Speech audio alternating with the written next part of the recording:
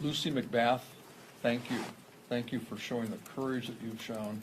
I don't think there's anyone here who can even imagine what type of courage you muster every day to get up and to fight this fight and try to make sure other parents, other moms don't experience the tragedy that you experience. You think about that. That takes a lot of courage. And we have people saying we need to have the courage to vote this package of bills out or pass this bill or that bill. It doesn't take any courage. That requires us to do our job. Now, I can't imagine that my district is much different than any other district across this country. And I hear every time I'm home, I hear from kids who tell me they're afraid. They're afraid that their classroom or their school may be the next one. Last week, I had a newspaper reporter tell me she wished that we go back into COVID lockdown so she wouldn't have to send her child to school because she was so fearful and her child was so fearful of all of the gun violence that's taking place right now. I had a friend of mine, who lost his daughter in gun violence, call me to tell me that if any of the Uvalde parents would like to talk to parents who've lost kids, that he and his wife would be available to talk to them. 15 minutes later, he called me back, and he said his teenager overheard the conversation. And his teenager wanted him to call me back and say if there were any brothers or sisters who lost siblings, that their teenager would be willing to talk to them. I can't believe we've gone here. This is a dark place. And there's things that we can do to fix it. There's no one bill, there's no package of bills that's going to stop gun violence in every corner of the country. But the package that we're going to put on the floor today, and Lucy's red flag bill, I guess tomorrow, will save lives. We know that they will save lives. Every bill in that package will save lives. And we should pass that, and it should be passed with strong bipartisan support. There's no excuse. There's no excuse to be against the safe storage of firearms. There's no excuse to be against gun trafficking and straw purchasing. Any one of our colleagues that gets up on the floor and tries to dream up some excuse, they are so off the mark, it is unbelievable. Every bill will save lives. Every bill should pass with bipartisan support. Anybody who tells you that 15 rounds in a magazine isn't enough for them to defend their family in their home, I would suggest they shouldn't be at home. They should be in a witness protection program somewhere. This is insanity, these arguments that we're hearing about this good package of gun violence prevention legislation. Thank you, Mike, and thank you, Lucy, for your powerful, principled, and passionate leadership at this moment on such an incredibly important issue. Questions? How confident are you that House Democrats will have enough votes for a potential Senate compromise on gun legislation, if it's not up to your standards of what you're working on and passing today? Well, I'm very confident in our ability to make sure that we are continuing to lead the effort to pass meaningful gun violence prevention legislation. And what's in front of us today and tomorrow are a series of bills that, as Chairman Thompson indicated, will save lives and make a difference. Because the Senate hasn't put anything forward for us to take a look at, it's speculative to comment on anything that they may come up with, but we're hopeful that they come up with something meaningful. I have a question for Vice Chair Aguilar. Based on, of course, the fact that the hearings are starting tomorrow, will go throughout the month, I think for many of the people who might watch them and take in the things that you're going to present, their next question might be, okay, what now? Based on what you know you're going to present and what you already know from all of these testimonies and witnesses, do you think that there is enough there to move on a criminal referral against former President Donald Trump? That's not the task before the committee. So the task before the committee is to tell the truth and to find out what happened on January 6th. One level of accountability is in doing that work. There are other levels of accountability that are the Department of Justice's responsibility. Our job isn't to do that job. Our job in front of us is to tell this story. We plan on doing that through these hearings and then ultimately in a report that we publish. So that's the focus of where we're at and what we're sticking to. But that might be the focus, but I mean, people are going to draw conclusions from these testimonies, from these hearings, and certainly from that report. Do you think that that's a question that they might ask themselves about the role of the former president and whether or not he should face any backlash for what he did on that day? It's a fair question to ask, and we're going to lay out the evidence, and we're going to lay out the information that is before us and allow people to ask that question and to form their own opinions. But that's the task before the committee, and then ultimately to produce a report. The level of accountability is on the Department of Justice. Congressman, Go back to the other side. Chairman, before Vice Chair Aguilar, aside from the question of legal ramifications, do you see the potential for the hearings to create political ramifications, possibly making January 6th more of a prominent midterm issue, something that you're going to hold against Republican candidates?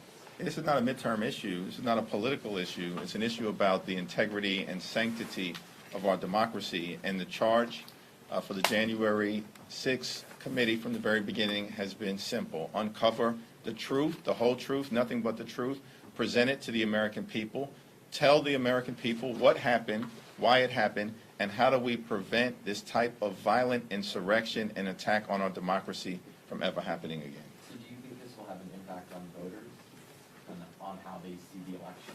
The committee, as Vice Chair Aguilar has indicated, is going to present the truth to the American people, give them the ability to form their opinions about how do we prevent this type of attack from ever occurring again. what's your opinion? Was it a conspiracy? I'm awaiting the information that will be presented by the January 6th committee. You? Thanks. For Representative McFadden, sorry. Lucy? Sorry, I didn't mean to catch you as you left. So it seems like in the Senate, they're leaning more towards encouraging states to adopt red flag laws rather than encouraging federal red flag laws. If that were the compromise that were acceptable in the Senate, would that then be acceptable to you to have solely legislation that incentivizes states to pick up red flag laws rather than federal? Thank you. That's a great question. And we're looking at the most comprehensive ways to save as many lives as we can.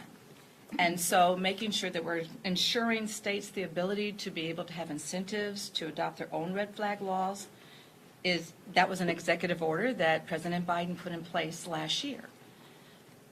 Anyway, any movement is positive movement. We will accept any positive movement because we know there's not just one particular way, one particular piece of policy that's going to make a dent in the extremist gun culture that we're living in. So we know it's taken how many years to get to this point with the NRA gun lobby and all of the legislation and that has across the country that has continued to water down our existing gun laws and make them far more vulnerable to people abusing them, such as we see with all the mass tragedies. So we know it's going to take years of continued work. Going forward, this is not just one piece of legislation now that's the end-all and, accomplishes everything that we want to do. There'll be many more pieces of policy that we continue to fight on because we have to make sure that we're addressing all aspects of gun safety, and that means many pieces of policy. Mike, did you want to add any concluding remarks before you? No, I think we're doing good. We're doing good legislation, good public policy. It'll save lives. We'll pass it. We'll send it over to the Senate. Hopefully, they'll have a clear mind and a clear head to follow our lead.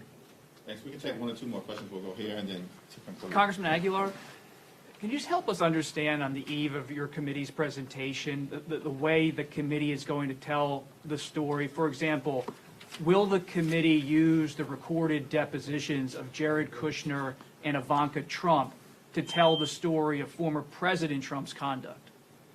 I'm not going to give you any pregame analysis on the hearing tomorrow.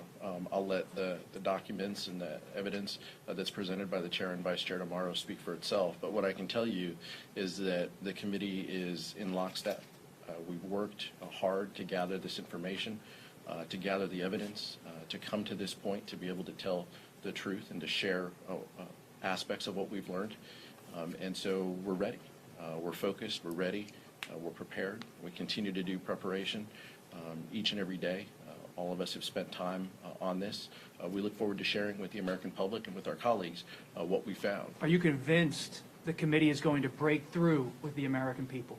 All we can control is what's in front of us, and that's to tell that story. I hope that people pay attention.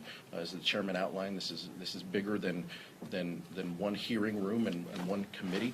This is about protecting our democracy and the sanctity of what happened and the importance of the topics that we're going to address. And many of the folks here in this room, you all lived through this just like we did. And so we owe it on ourselves. We owe it to each other to tell this story right, and to make sure that we do it in a thoughtful and deliberate way. And that's exactly what the committee's going to do. Last question. Chairman Jeffries, Tony Dupart with Newsmax. Some of the House Select Committee members have been debating what to do following the January 6th hearings in terms of taking action that would prevent another attack like we saw on January 6th. And some of those proposals include abolishing the Electoral College or voting reforms, which would include same-day registrations. What's your stance on that? Do you support abolishing the Electoral College?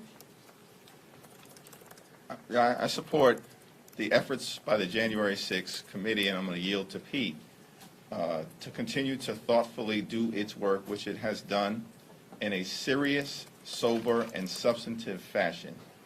Now present that information to the American people beginning tomorrow evening, write a report, and then give us, as policymakers within the Congress, the opportunity to read that report, absorb it, take the recommendations contained within that report, and begin to act in a comprehensive fashion and hopefully in a bipartisan fashion. Pete? Part of our work will be, as the chairman just mentioned, to lay out legislative solutions that could help ensure that this never happens again. To the extent that that touches on topics, there are committees of jurisdiction involved, but the committee will make its views known, and we'll go from there. But this will be a component. This was called for in House Resolution 503 that committed and that created the Select Committee, and so that's what we plan to carry out. Thank you so much. Thanks, everyone. Thank you.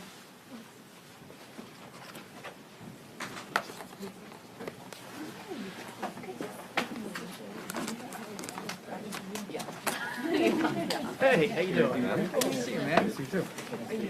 I just got sent the link from Trucks playing last night in Jacksonville. Yeah, it's on YouTube. Yeah. Good. I met this guy. Hey, Jesse Lauer, who does their sound and stuff. I think fish backstage at MSG. For Trucks, for Dave. Yeah, for Trucks. For Trucks. Really good dude. I'm trying to get my parents tickets to Trucks? Red Rocks. Trucks is like a totally underrated band. They're so great live. They don't really pack in. I guess they're selling out Red Rocks. Yeah, but it's nothing. It's like a couple thousand seats. Yeah, that's true. Yeah, Red Rocks is such a legendary band, but you're right, it's not that big. No, and that's why Fish doesn't play there. It's what, 2,000-3,000 people? I think it's 4. I've not been, dude. No, I Dude, we have to go. This is a good look. Yeah, you know, it's